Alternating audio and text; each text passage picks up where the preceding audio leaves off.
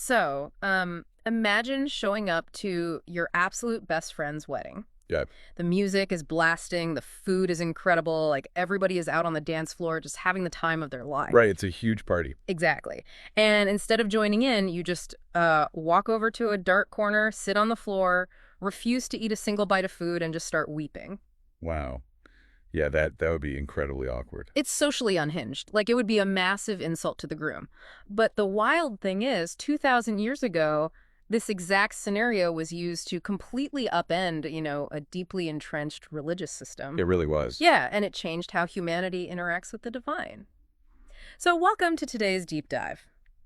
Our mission today is to unpack this really fascinating document about a single verse from the Gospel of Mark, chapter 2, verse 19. Such a pivotal verse. It is. We're looking at how a very brief ancient conversation about a wedding profoundly shifts modern Christian applications, like moving the focus away from religious performance anxiety and toward a joyful relationship. Yeah, and it really is a fascinating piece of historical and theological literature. The text we're analyzing today captures a moment that it challenges the core assumptions of the first century religious establishment. Right. And what makes it so relevant for you listening today is how directly it targets that modern assumption, that faith is just this heavy, exhausting checklist of rules. Yes. Okay, let's unpack this. To set the stage here, the narrative hinges on this core conflict. Jesus is out in public, and he is approached with a very pointed, like almost accusatory question. Definitely accusatory. Yeah.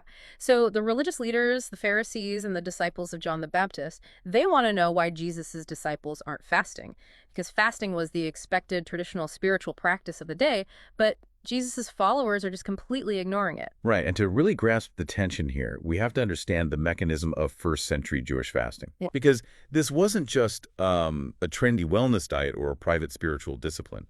For the Pharisees, fasting, which they often did twice a week, like on Mondays and Thursdays, it was a highly visible metric of devotion. Wow, twice a week. That is intense. It is. But more importantly, it was an expression of national mourning. You see, Israel was under Roman occupation. They felt like they were in this state of spiritual exile, just waiting for God to fulfill his promises and send the Messiah. So fasting was essentially their way of saying, the world is broken, God hasn't saved us yet, and we are mourning that absence. Precisely. And you also have John the Baptist's disciples joining in on this question. Right, because of what happened to John. Exactly. At this point in the historical narrative, John the Baptist has been thrown into prison by King Herod. So for John's followers, their leader is locked up, their future is entirely uncertain, and so mourning makes complete sense for them. Yeah, absolutely. So both of these groups look at Jesus' disciples, who are, eating, drinking, seemingly having a great time, and they essentially ask, why aren't you taking this seriously? Where is your spiritual discipline? Wait, I want to push back on that for a second. Sure. Because it sounds like the source text is setting Jesus up to just give his disciples a free pass to ignore spiritual discipline altogether. Right. But doesn't Jesus himself fast? I mean, the historical texts say he fasted in the wilderness for 40 days. You did, yes. So if he does it, and if it's this established biblical practice, why is he suddenly defending his followers for skipping out on it here? Well, that is the crucial question. And it's exactly why the religious leaders are so bewildered by this. They expect a theological defense. Right. They expect Jesus to either quote the Torah to justify some sort of loophole or to reprimand his disciples for being lazy. But instead, Jesus bypasses the legal argument entirely. He completely pivots. He does. He asks this disarming question of his own. He says, can the friends of the groom fast while he is with them? Which just completely shifts the playing field. He doesn't say fasting is wrong. He says their timing is wrong. Exactly. But to understand why that answer was so shocking to the scholars listening, we have to look at the cultural weight of what a wedding actually meant in that era. I mean, we can't just overlay our modern 4-hour Saturday afternoon reception onto this text. Oh, not at all. No. Yeah. In that specific historical context, a Jewish wedding was a massive community-wide festival. It typically lasted for an entire week. A whole week. That is a serious party. It was arguably the most significant social event in a village. Yeah. And the friends of the groom, what we might call the groomsmen today, they had a very specific, culturally mandated role. Yeah, the text highlights that their primary duty was to ensure the groom was celebrated. Like, joy wasn't just a spontaneous emotion at these weddings, it was an actual obligation. It was a literal duty. What's fascinating here is that the Talmudic traditions of the time actually exempted the groom and his closest friends from certain daily religious rituals and prayers. Wait, really? Legally exempted? Yes, precisely because their overriding obligation for that entire week was to rejoice. To fast during a wedding week would be an unthinkable breach of social and religious etiquette. So going back to that opening scenario, it would be an insult. You don't mourn when the bridegroom is passing the wine. Right. And by using this specific cultural touchstone, Jesus is explaining the reality of his relationship with his disciples. He's saying that they aren't just students trailing behind a rabbi, they are experiencing the arrival of the very thing the Pharisees are fasting for. That's the key.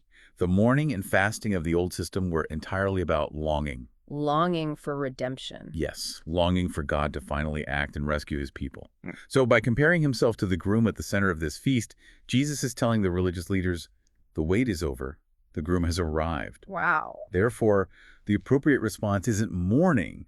The appropriate response is celebration. Okay, but if Jesus is claiming this is a time of celebration because the waiting is over, it kind of makes me wonder about the Pharisees. How so? Well, they weren't just fasting for fun, right? They dedicated their entire lives to studying the scriptures and looking for the Messiah. They did. So if the groom is standing right in front of them, why are they so terrified of breaking this specific rule? Well, it comes down to a fundamental clash between outward practice and inward reality.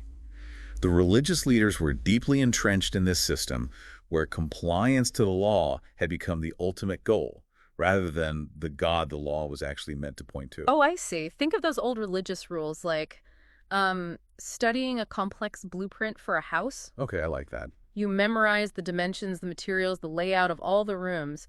But when the house is finally built and you're actually standing inside the living room, you don't keep staring at the blueprint. No, of course not. The religious leaders were essentially standing inside the finished house, but they were stubbornly refusing to look up from the piece of paper. That analogy perfectly captures the tragedy of the narrative here. The source text is pointing out a staggering irony. These scholars knew the prophetic blueprints better than anyone alive. Right.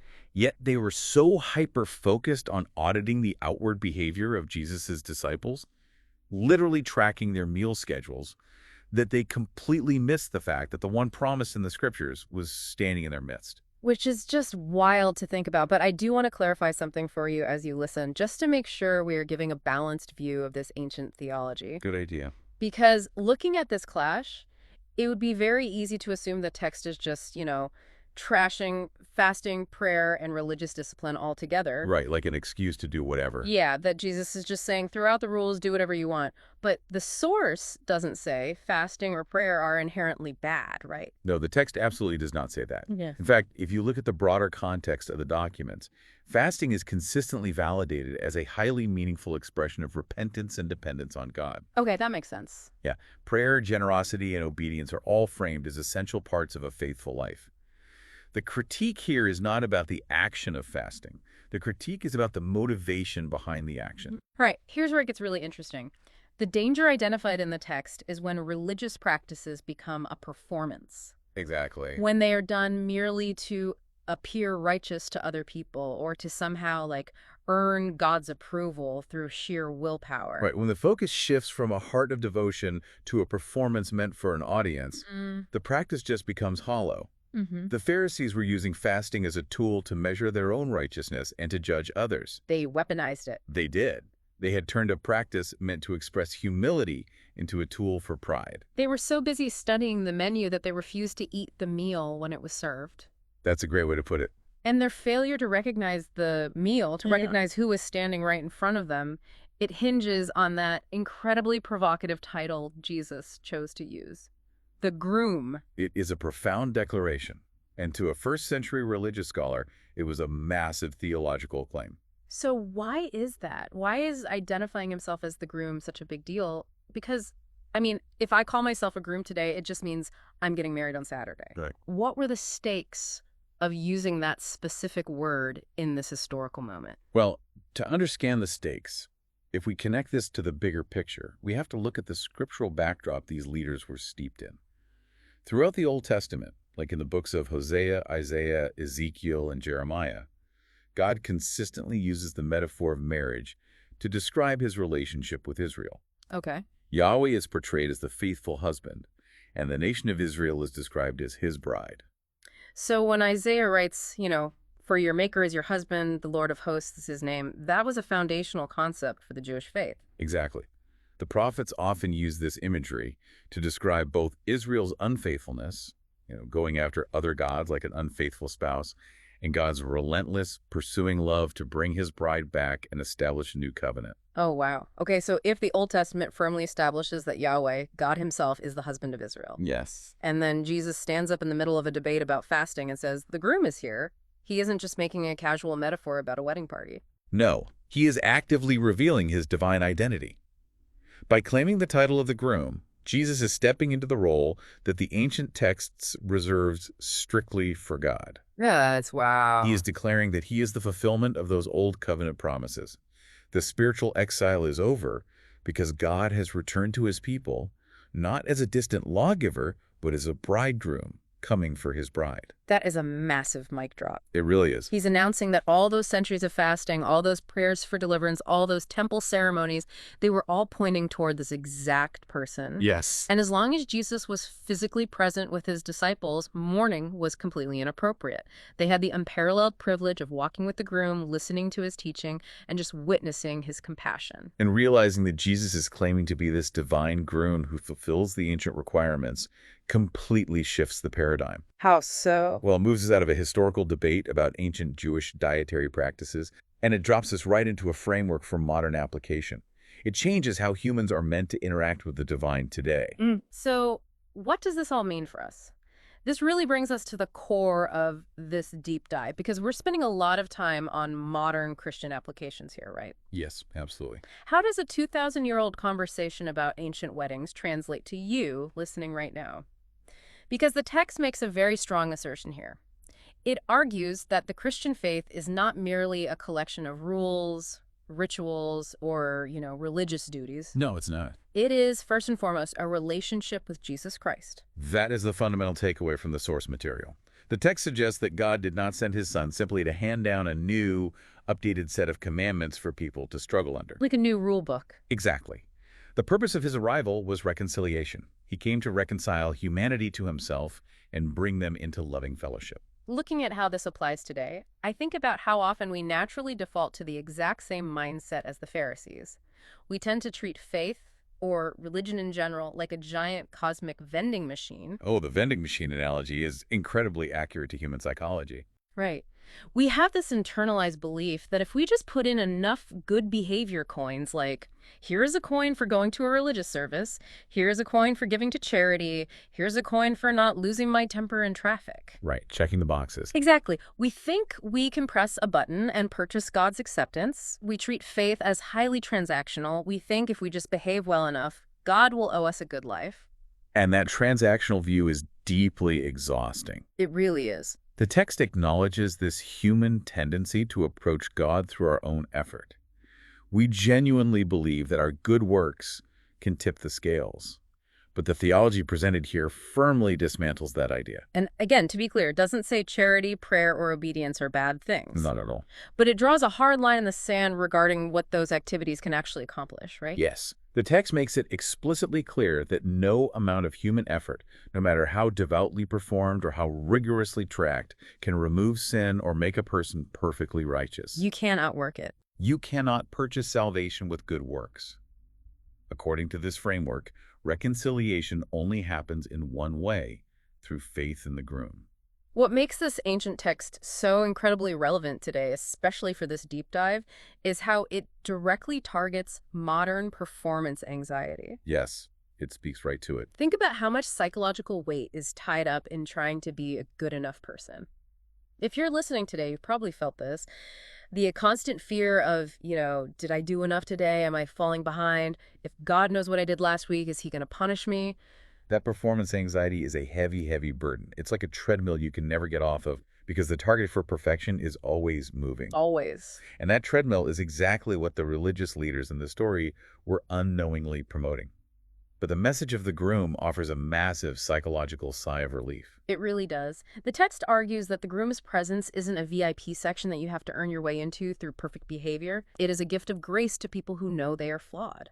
That shift from a reward for perfection to a gift of grace. It changes the entire motivation for spiritual practices. How does that play out in everyday life? Well, if you are a listener today who feels exhausted by the treadmill of trying to be good enough, this paradigm shift is profound.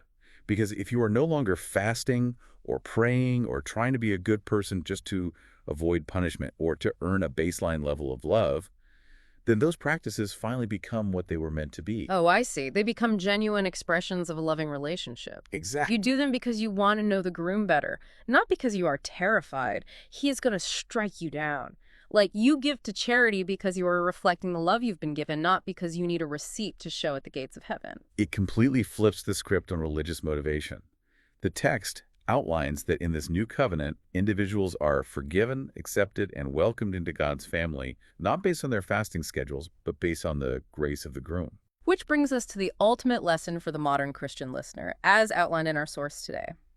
The text wraps up by summarizing that the divine desire is for a living relationship. Yes, an active, living relationship. Outward religion that lacks inward devotion is just entirely missing the point.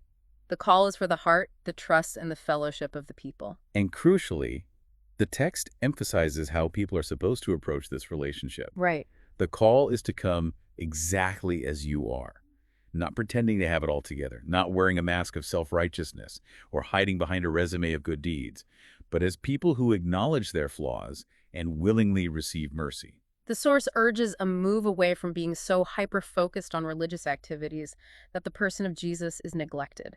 It's a call to actually enjoy his presence. That's a beautiful way to put it. It reminds us that all those ancient rituals, the animal sacrifices, the complex purification laws, the mandatory fasts of the Old Covenant, they were simply signs pointing forward to the reality of Christ. Because, as the historical theology concludes, he fulfilled those requirements. The narrative asserts that he died, he rose again, all so that humanity could be brought near. Wow. The document leaves us with this beautiful summary. Jesus is the bridegroom. His forgiveness is the greatest treasure, and his presence is the greatest blessing, allowing for communion with the divine now and forever. It's a complete paradigm shift from the anxiety of the rulebook to the unearned joy of the wedding feast. We don't have to sit in the dark corner mourning anymore. We really don't. Oh. This raises an important question, though, and it leaves us with something really crucial to consider. Okay, what's that? As we look at the contrast between the joy of the wedding and the rigid, exhausting fasting of the religious leaders, we have to examine our own lives. If all the rituals, rules, and ceremonies of the Old Covenant were meant to point forward to the arrival of Christ, how often do our modern attempts to be good enough actually distract us from the joy of the groom who is already standing right in front of us?